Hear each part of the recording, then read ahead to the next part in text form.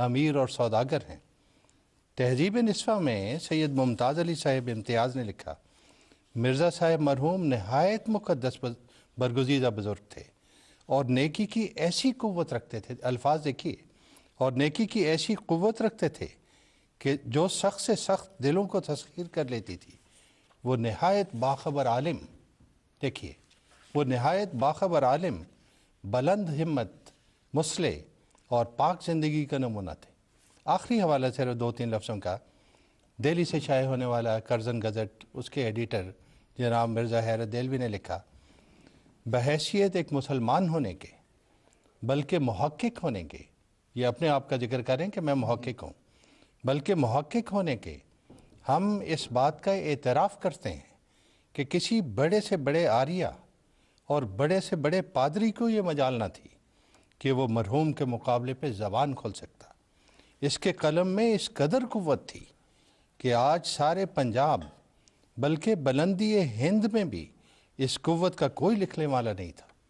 کجا یہ بات اور کجا ان کا یہ دعویٰ کہ 2-4 کتابیں پڑھ کے دعویٰ کر دیا۔ بالکل بھئی آپ نے ان سے زیادہ کتابیں پڑھی، آپ دعویٰ کر کے تو دکھائیں اور دیکھیں خدا آپ سے سلوک کیا کرتا ہے پھر۔ بہت شکریہ لیک صاحب۔ اچھا، یہ اسی بات کو ہم آگے چلاتے ہوئے حضرت امیر المومنین ایاز اللہ تعالیٰ بن نصر العزیز نے خطبے میں بڑا کھول کر بیان فرمایا ہے ابھی کہ حضرت مسیح علیہ السلام نے یہ کہیں نہیں فرمایا کہ عیسیٰ کی وفات میں احمدیت کی حیات ہے، بلکہ حضرت مسیح علیہ السلام نے جو فرمایا وہ یہ ہے کہ عیسیٰ کی وفات میں اسلام کی حیات ہے۔ تو اس پہ اگر تھوڑی روشنی ڈال سکیں۔ جی، میں اس کا ذکر کرتا ہوں، یہ بہت ہی اہم بات ہے اور بڑی ضروری ہے، کیونکہ بعض اوقات غیر جماعت جو دوست ہیں وہ یہ بھی سوال اس رنگ میں اٹھاتے ہیں کہ احمدی لوگ وفات مسیح کے مسئلے کو لے کر اس پر بہت زور دیتے ہیں، آخر اس کی ضرورت کیا ہے؟ تو پہلی بات تو یہ سمجھنی چاہیے کہ یہ مسئلہ ایسا ہے جس کا ذکر خود قرآن مجید میں موجود ہے، احادیث اس کی تائید کرتی ہیں، اور گویا جو بات قرآن مجید میں ذکر آ جائے، حدیث میں بار بار تکرار کے ساتھ اس کا ذکر ہو، اس کو ماننا مسلمانوں کے لیے جزو ایمان بن جاتا ہے۔ اس لحاظ سے قرآن مجید کی صداقت کے لیے ہر مسلمان کا فرض بنتا ہے کہ اس مسئلے کو اچھی طرح سمجھے اور اسی طرح سمجھے جس طرح قرآن مجید نے اس کو بیان کیا ہے۔ دوسرا، اس لحاظ سے بھی اس کی بڑی اہمیت ہے کہ حضرت عیسیٰ علیہ السلام کی زندگی کے سوال کو اٹھا کر پہلے وقت میں بھی اور آج کے اس دور میں خاص طور پر عیسائی لوگ عیسائیت کی برتری کو بیان کرتے ہیں، اور جو کہتے ہیں کہ ان کے عقیدے کے مطابق اگر حضرت عیسیٰ علیہ السلام آسمان پر چلے گئے ہیں اور زندہ ہیں اور انہوں نے آنا ہے، تو کہتے ہیں کہ جو شخص زندہ ہے کیا وہ اس شخص سے بہتر نہیں ہے جو فوت ہو گیا؟ تو اس کے مقابل پہ جب ہم قرآن مجید کی روشنی سے وہ بات بیان کریں جو اللہ تعالیٰ نے خود بیان فرمائی ہے اور وفات مسیح کے مسئلے کو ثابت کریں، تو یہ دراصل اس میں اسلام کی عظمت، اسلام کی زندگی اور اسلام کی برتری ثابت ہوتی ہے، اور رسول پاک صلی اللہ علیہ وسلم کی شان بھی اسی میں ثابت ہوتی ہے۔ کیونکہ دیکھیں، ایک بڑا خوبصورت شعر میرے ذہن میں آ رہا ہے کہ بدنیا گر کسے پائندہ بودے، ابو القاسم محمد زندہ بودے، کہ اگر دنیا میں کوئی شخص ہمیشہ کی پائیدار مستقل زندگی کا سزاوار ہے اور حقدار ہے تو وہ رسول پاک صلی اللہ علیہ وسلم، ان کے سوا تو کوئی نہیں۔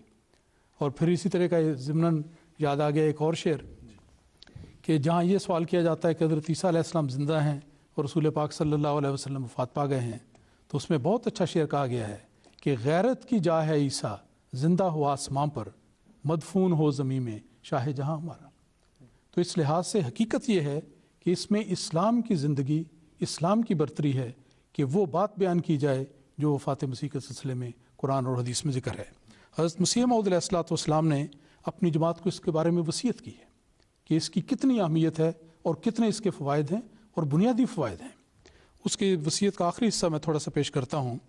آپ نے فرمایا عیسائیوں کا ذکر کرتے ہوئے کہ ان کے مذہب کا ایک ہی ستون ہے، اور وہ یہ کہ اب تک مسیح ابن مریم آسمان پر زندہ بیٹھا ہے۔ اس ستون کو پاش پاش کرو، پھر نظر اٹھا کر دیکھو کہ عیسائی مذہب دنیا میں کہاں ہے، چونکہ خدا تعالیٰ بھی چاہتا ہے کہ اس ستون کو ریزہ ریزہ کرے اور یورپ اور ایشیا میں توحید کی ہوا چلائے۔ اس لیے اس نے مجھے بھیجا اور میرے پر اپنے خاص الہام سے ظاہر کیا کہ مسیح ابن مریم فوت ہو چکا ہے۔ چنانچہ اس کا الہام یہ ہے کہ مسیح ابن مریم رسول اللہ فوت ہو چکا ہے اور اس کے رنگ میں ہو کر وعدے کے موافق تو آیا ہے۔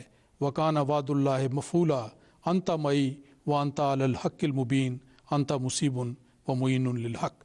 ये ज़ालो हाम तबा पंजम सफ़ा 332 से लिया गया है। तो इससे पता लगता है कि इस हवाले की अहमियत क्या है। और इस मसीह मौऊद अलैहिस्सलाम ने छोटे छोटे फ़िक्रात हैं, वो भी मैं ज़िक्र कर देता हूँ। आपने फरमाया कि इससे किस तरह इस्लाम की ज़िंदगी साबित होती है। जब रसूल पाक सल्लल्लाहु अलैहि वसल्लम की दायमी रूहानी ज़िंदगी का सबूत दिया जाएगा तो ज़ाहिर बात है कि हज़रत ईसा अलैहिस्सलाम और बाकी सारे अम्बिया के मुकाबले पर आपकी अज़मत शान साबित होगी, और उससे साबित होगा कि वाकई इस्लाम एक ज़िंदा और पाइंदा मज़हब है। आपने लेक्चर लुधियाना सफ़ा 42 पर फरमाया कि ये सच्ची बात है कि हज़रत ईसा अलैहिस्सलाम वफ़ात पा चुके हैं, और फरमाया कि मैं खुदा ताला की कसम खाकर कहता हूँ कि जो मऊद आने वाला था वो मैं ही हूँ। और ये भी पक्की बात है कि इस्लाम की ज़िंदगी ईसा के मरने में। फिर आपने फरमाया खूब याद रखो कि बजुज़ मौत मसीह सलीबी अकीदे पर मौत नहीं आ सकती। सो इससे फ़ायदा क्या कि बरखिलाफ़ तालीम कुरान उसको ज़िंदा समझा जाए, उसको मरने दो ता ये दीन इस्लाम ज़िंदा हो। ये कश्ती नूह सफ़ा 28 पे है। फिर आखिरी हवाला ये है कि आपने फरमाया रिसाला अहमदी और गैर अहमदी में क्या फ़र्क है। छोटा सा रिसाला है, उसमें फरमाया हाँ इसमें शक नहीं कि वफ़ात मसीह का मसला इस ज़माने में हयात इस्लाम के वास्ते ज़रूरी हो गया। तो ये वो पस मंज़र है जिसमें हज़रत मसीह मऊद अलैहिस्सलाम को अल्लाह ताला ने ख़ास इल्म अता फरमाया, और आपने कुरान मजीद की 30 आयात को पेश फरमाया कि जिनसे वफ़ात मसीह साबित होती है, और उसके मुकाबले पर ख़त्म नबूवत का वो तसव्वुर पेश किया जो हज़रत सल्लल्लाहु अलैहि वसल्लम की इंतहाई अजीम और मुस्तकिल पायदार फैज़ रसां नबूवत के तसव्वुर को पेश करता है कि आपके नबूवत के तुफ़ैल से, आपकी ग़ुलामी के तुफ़ैल से अल्लाह ताला इस उम्मत के अंदर जिसको वो चाहे उम्मती नबूवत का इनाम भी अता करेगा। ये बल्कि इसमें यह कि जिस तरह ये भी बात की जाती है कि इस पर पूरी उम्मत का इजमा है कि ईसा अलैहिस्सलाम जो हैं वो आसमान पर ज़िंदा मौजूद हैं। तो अगर ऐसा कोई इजमा हो भी अगर हो तो उससे भी देखेंगे साबित होता है कि इसका मतलब है कि रसूल करीम सल्लल्लाहु अलैहि वसल्लम से जो हज़रत मसीह अलैहिस्सलाम का जो इश्क है वो बेनज़ीर है, उसकी कोई मिसाल नहीं मिलती। तो अभी हमने इनकी बात जो अंसारी साहब की भी सुनी, और वो काफ़ी तवील गुफ्तगू है, उसमें आगे और भी बहुत से सवालात हैं, एतराज़ात हैं, और ये अभी हम बात जो करेंगे ये और दूसरे व्यूअर्स की तरफ से भी हमें सवाल मिलता है। वो पूछते हैं कि बनी इसराइल की तारीख़ में कहीं ये बात नहीं मिलती कि सलीब पर वफ़ात पाने वाला लानती होता है, लानती की मौत मरता है, मगर मिर्ज़ा साहब ने बारहा लिखा है कि सलीब पर वफ़ात पाने वाला लानती की मौत मरता है। तो एक तो ये बता दें कि हम जब ये फरमाते हैं तो इससे क्या इस्तंबात होता है, और दूसरा जो उनका एतराज़ है कि ऐसा कहीं ज़िक्र नहीं मिलता, इसके बारे में भी कुछ अगर। सबसे पहले तो नोट करने वाली बात यह है कि तौरात में कहते हैं कि लफ्ज़ सलीब मौजूद नहीं है। अगर तौरात में लफ्ज़ सलीब मौजूद नहीं है और कुरान मजीद में मौजूद है तो क्या ये इनके लिए काफ़ी नहीं है? कुरान मजीद में जब अल्लाह ताला फरमाता है वमा क़तलूहु वमा सलबूहु वलाकिन शुब्बिह लहुम, तो सलबू हो ये ज़मीर हज़रत मसीह नासी अलैहिस्सलाम की तरफ जा रही है, और ज़िक्र जिनका हो रहा है वो यहूदियों का ज़िक्र हो रहा है। तो क्या आप कुरान को छोड़ना चाहते हैं और सिर्फ तौरात को लेना चाहते हैं? जब कुरान करीम से एक बात की तायीद हो रही है, तस्दीक हो रही है, तो क्या आपके लिए वो काफ़ी नहीं है? एक मुसलमान के लिए तो वही काफ़ी है।